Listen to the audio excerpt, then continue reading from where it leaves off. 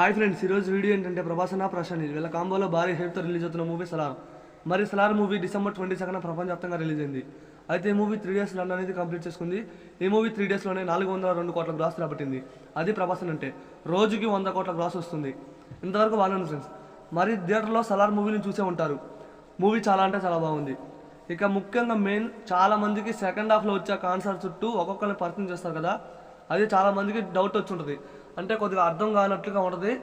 అదేంటంటే సినిమా మొత్తం బాగుంది, సినిమా మొత్తం చూసినా సరే ఎక్కడో మనకు అర్థం కాలేదు అనిపించవచ్చు.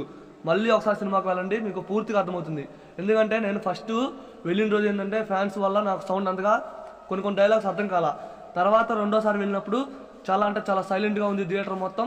అప్పుడు క్లియర్గా అర్థమైంది మొత్తం. స్టోరీ చాలా బాగుంది, ఆ కాన్సర్ సిటీ, ఆ ఓల్డ్ బిల్డింగ్ కూడా చాలా బాగుంది. ఖచ్చితంగా వెళ్ళండి, మీకు కూడా మూవీ నచ్చుతుంది. ప్రభాస్ అన్న కంబ్యాక్ ఫిల్మ్ అయింది. ఈ Salaar movie block buster hit అంతే.